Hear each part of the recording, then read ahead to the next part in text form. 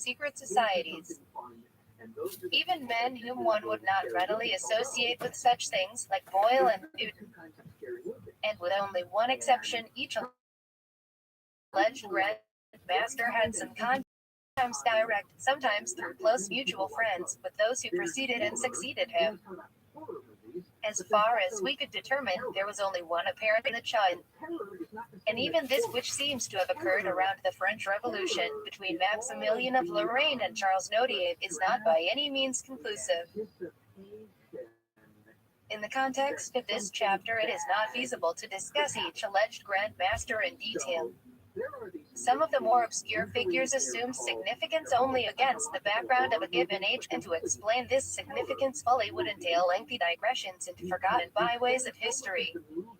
In the case of the more famous names, it would be impossible to do them justice in a few pages. In consequence, the relevant biographical material on the alleged Grand Masters and the connections between them have been consigned to an appendix, CPP 441-65. The present chapter will dwell on broader social and cultural developments, in which a succession of alleged Grand Masters played a collective part.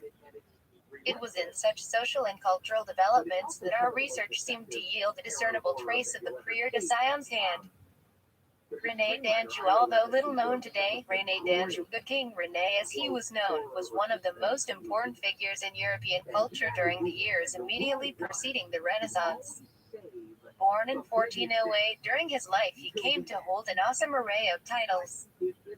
Among the most important were Count of Bar, Count of Provence, Count of Piedmont, Count of Guise, Duke of Calabria, Duke of Anjou, Duke of Lorraine, King of Hungary, King of Naples and Sicily, King of Aragon, perhaps most resonant of all, King of Jerusalem. This last was, of course, purely titular. Nevertheless, it invoked a continuity extending back to Godefroy de Bouillon and was acknowledged by other European potentates. One of René's daughters, Marguerite d'Anjou, in 1445 married Henry VI of England and played a prominent role in the Wars of the Roses. In its earlier phases, René d'Anjou's career seems to have been in some obscure way associated with that of Jeanne d'Arc.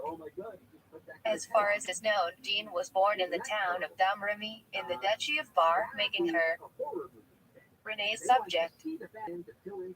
Presenting herself to the commandant of the fortress, she announced her divine mission to save France from the English invaders and ensure that the Dauphin, subsequently Charles VII, was crowned king.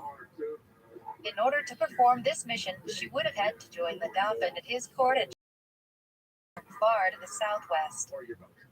But she did not request Chinon of the commandant at Vaucouleurs. She requested a special audience with the Duke of Lorraine, René's father-in-law and great-uncle. In deference to her request, Jeanne was granted an audience with the Duke at his capital in Nancy. When she arrived there, René d'Anjou is known to have been present. And when the Duke of Lorraine asked her what she wished, she replied explicitly, in words that have constantly perplexed historians, "Your son-in-law. A horse and some good men to take me into France." For both at the time and later, speculation was rife about the nature of René's connection with Jeanne.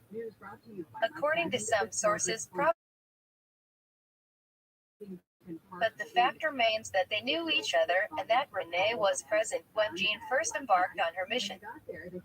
Moreover, contemporary chroniclers maintain that when Jeanne departed for the Dauphin's court at Chinon, René accompanied her. And not only that, the same chroniclers assert that René was actually present at her side during the siege of Orleans. 5 in the centuries that followed, a systematic attempt seems to have been made to expunge all trace of René's possible role in Jeanne's life. Yet René's later biographers cannot account for his whereabouts or activities between 1429 and 1431, the apex of Jeanne's career. It is usually and tacitly assumed that he was vegetating at the ducal court in Nancy, but there is no evidence to support this assumption. Circumstances argue that René did accompany Jeanne to Chinon. For if there was any one dominant personality at Chinon at the time, that personality was Yolande d'Anjou. It was Yolande who provided the febrile, weak-willed Dauphin with incessant transfusions of morale. It was Yolandi who inexplicably appointed herself Jean's official patroness and sponsor. It was Yolandi who overcame the court's resistance to the visionary girl and obtained authorization for her to accompany the army to Orleans. It was Yolandi who convinced the Dauphin that Jean might indeed be the savior she claimed to be. It was Yolandi who contrived the Dauphin's marriage to her own daughter.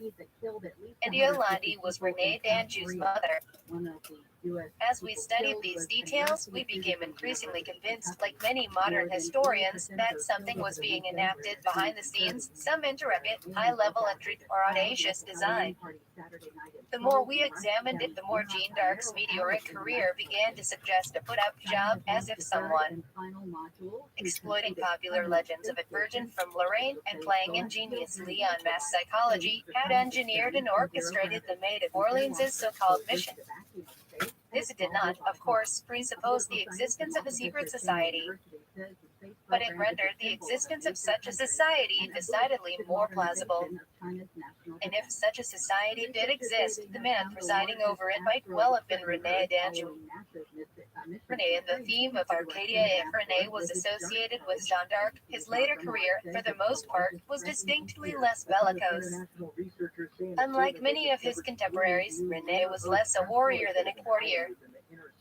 In this respect, he was misplaced in his own age. He was, in short, a man ahead of his time, anticipating the cultured Italian princes of the Renaissance. An extremely literate person, he wrote prolifically and illuminated his own books.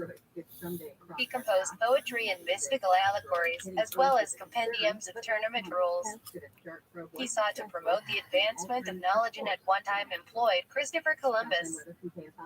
He was steeped in esoteric tradition, and his court included a Jewish astrologer, Kabbalist, and physician known as Jean de Saint-Remy. According to a number of accounts, Jean de Saint-Remy was the grandfather of Nostradamus, the famous 16th century prophet who was also to figure in our story. Renee's interests include chivalry in the Arthurian and Grail romances. Indeed, he seems to have had a particular preoccupation with the Grail. He is said to have taken great pride in a magnificent cup of red porphyry, which, he asserted, had been used at the wedding at Cana. He had obtained it, he claimed, at Marseille, where the Magdalene, according to tradition, landed with the Grail. Other chroniclers speak of a cup in Renee's possession, perhaps the same one, which bore a mysterious inscription incised into the rim. Qui bien boira du voira, qui buira du Belin voira du et la Madeleine. 6. He who drinks well will see God. He who quaffs at a single draught will see God in the Magdalene. It would not be inaccurate to regard Renee d'Anjou as a major impetus behind the phenomenon now called the Renaissance. By virtue of his numerous Italian possessions, he spent some years in Italy. And through his intimate friendship with the ruling Sforza family of Milan, he established contact with the Medici of Florence. There is good reason to believe that it was largely Renee's influence which prompted Cosimo de' Medici to embark on a series of ambitious projects destined to transform Western civilization. In 1439, while Renee was resident in Italy, Cosimo de' Medici began sending his agents all over the world in quest of ancient manuscripts. Then, in 1444, Cosimo founded Europe's first public library, the Library of San Marco, and thus began to challenge the Church's long monopoly of learning. At Cosimo's express commission, the corpus of Platonic, Neoplatonic, Pythagorean, Gnostic, and Hermetic thought found its way into translation for the first time and became readily accessible. Cosimo also instructed the University of Florence to begin teaching Greek for the first time in Europe for some 700 years. And he undertook to create an academy of Pythagorean and Platonic studies. Cosimo's academy quickly generated a multitude of similar institutions throughout the Italian peninsula, which became bastions of Western esoteric tradition. And from them the high culture of the Renaissance began to blossom. Renee d'Anjou not only contributed in some measure to the formation of the academies, but also seems to confer upon them one of their favorite symbolic themes, that of Arcadia. Certainly it is in Renee's own career that the motif of Arcadia appears to have made its debut in post-Christian Western culture. In 1449, for example, at his series of modern, curious hybrid amalgams of tournament and mess, in which knights tilted against each other and, at the same time, performed a species of drama or play. One of Renee's most famous padarm was called Padarm of the Shepherdess. Played by his mistress at the time, the shepherdess was an explicitly Arcadian figure, embodying both romantic and philosophical attributes. She presided over a tyranny in which knights assumed allegorical identities representing conflicting values and ideas. The event was a singular fusion of the pastoral Arcadian romance with the pageantry of the Round Table and the mysteries of the Holy Grail. Arcadia figures elsewhere in Renee's work as well. It is frequently denoted by a fountain or a tombstone, both of which are associated with an underground stream.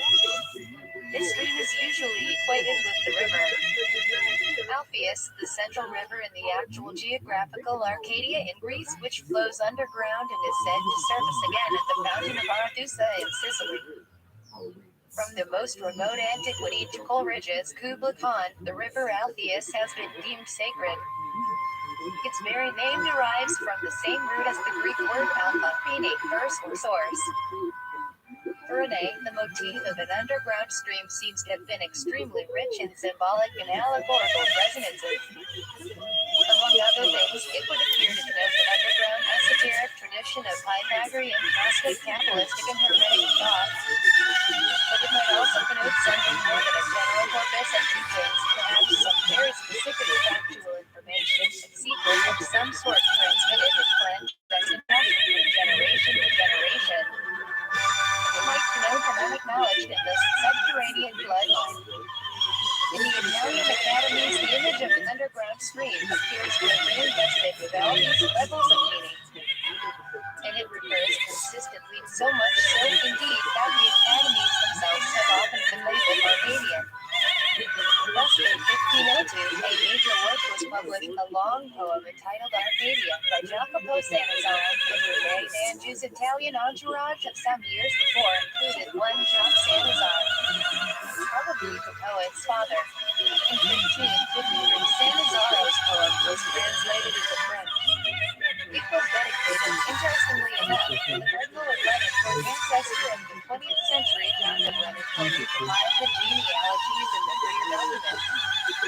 During the 16th century, Arcadia and the underground stream became a prominent cultural fashion.